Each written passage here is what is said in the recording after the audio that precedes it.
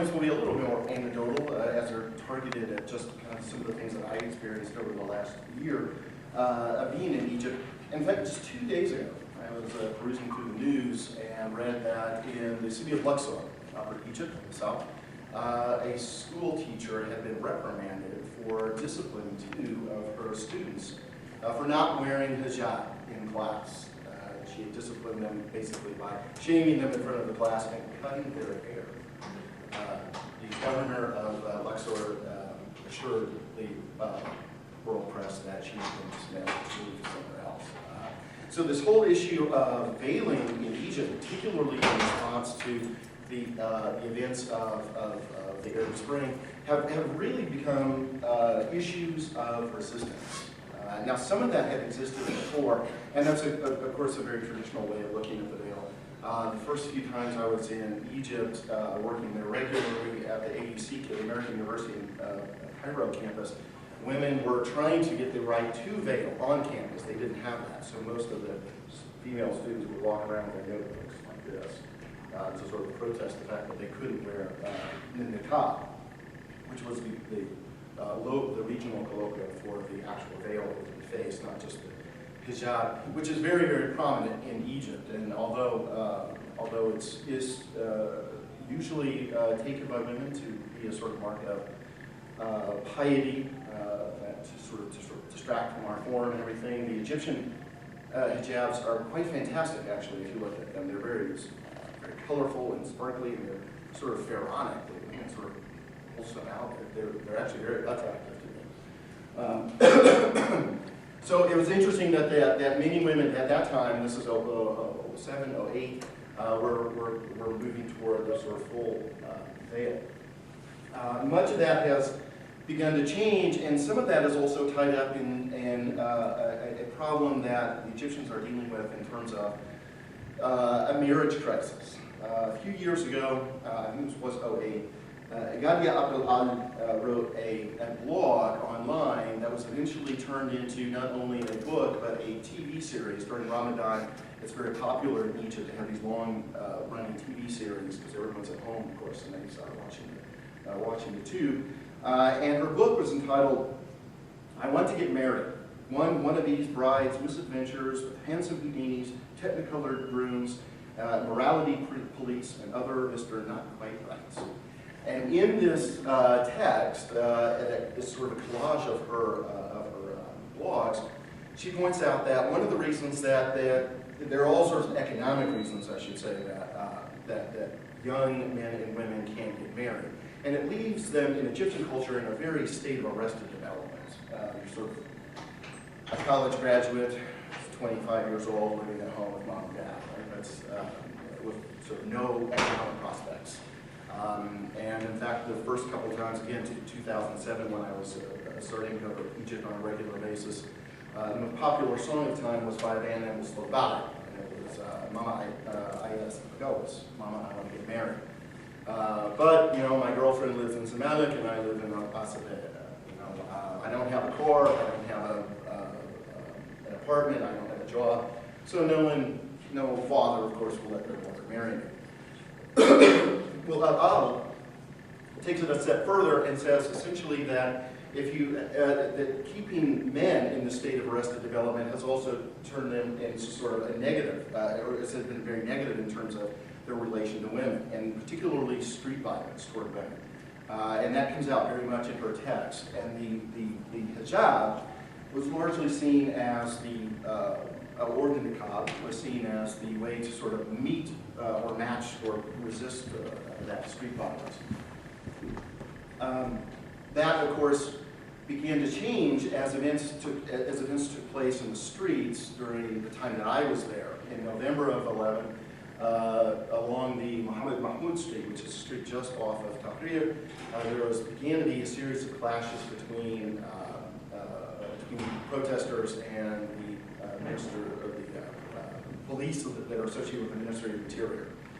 And there, much of what the protesters were demanding was a sort of advancement of the revolution. They felt that most of the rights they thought they would secure were not being obtained. And women in particular were sort of leading the way here. They felt that a lot of their economic opportunities were being reduced as the economy began to turn down. Women were being removed from the workplace in larger numbers than men, even though men were also losing jobs, a significant downturn. Obviously, because a great portion of Egypt's economy is also linked to tourism, nearly 18%. And I can tell you that while I was there, I was in places like Edfu. It was an enormous pharaonic complex, and it was me. I had the whole place to myself. It was me and horse.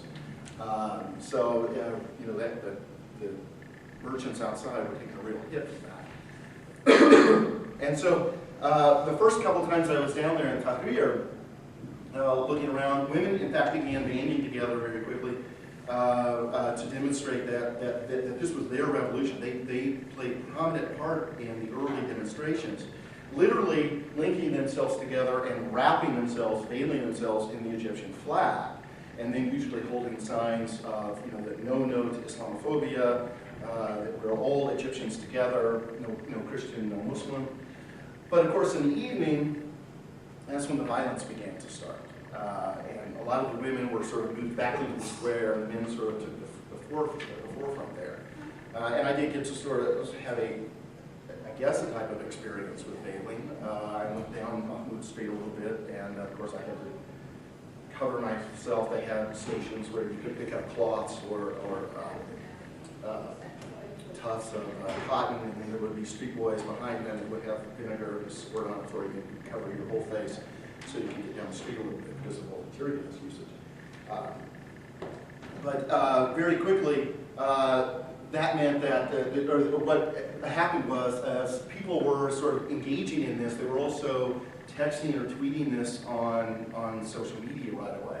And so the Egyptian government became very concerned about that, particularly about journalists being down there sort of providing on-the-spot coverage, literally allowing the world to see what was going on behind the smoke. And in particular, one woman by the name of Mona Kapwi, who was a journalist, and she was the one tweeting and could be identified that way, was captured by the police that night. She had her fingers and her forearms broken. But rather than cover that up, of course, there were calls to go down to the hospital and photograph her so word could get out.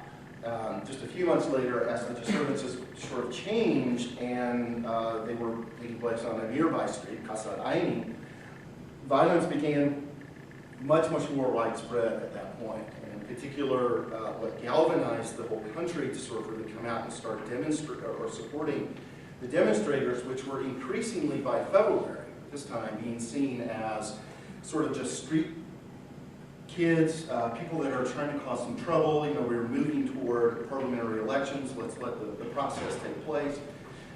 But one incident that was caught on the screen of security forces literally grabbing a woman, pulling her down, and very savage and beating her. But at one point, her shirt came off and exposed a blue bra. She became known as the Blue Bra Girl. She didn't want her name kind of released that reason. But her beating and that showing up on social media immediately drew people back to Tahrir Square. In particular, women began staging their own demonstrations and their own marches, which usually started in the neighborhood of Doi, not far from Tahrir by Cairo University. They would go down Tahrir Street, right past my apartment, to the square, where they would be calling for greater social justice for women, essentially. And most of them then began wearing their bras outside of their shirts in sort of solidarity with the Blue Ball Girl. That type of demonstration, of course, would continue to a degree, particularly even as our more Islamic orientated political parties came into power. I know that a lot of policymakers were really worried about the Muslim Brotherhood coming to power. They got a lot of the parliamentary election seats. The Noor Party, a much more radical party, sort of supplemented that. But very quickly, what happened was most of these parliamentarians lost a lot of their political legitimacy. They lost a lot of support with their constituency, in particular the Noor Party. The Noor Party was in fact trying to impose a very standardized dress code on women in Egypt, and they took it a step further as well, saying that, that there should be sort of some cultural sites that should be veiled as well. And there's a very prominent, if you go to Alexandria, there's a very prominent square there that has this beautiful, very old statue, and it has mermaids, but very quickly the mermaids were wrapped up in cloth. The real cult has sort of lost a lot of Northerners, their support from their constituents was the call to veil the Sphinx, since this was a pagan or a non-Muslim object, we should cover it up, if you will. Clearly, those folks involved in the tourist industry were not happy about that at all. But veiling continued to be sort of a resistance to what had come before in this period of transition. For instance, as I was leaving Egypt in June, the big push amongst stewardesses, airline attendants working with Egypt Air was the right to veil. It was something that, in fact, only Egyptian stewardesses, in terms of national airlines in the Middle East, did not enjoy. So it was an early pushback against Mubarak and some of his policies, and that continued even after the revolution.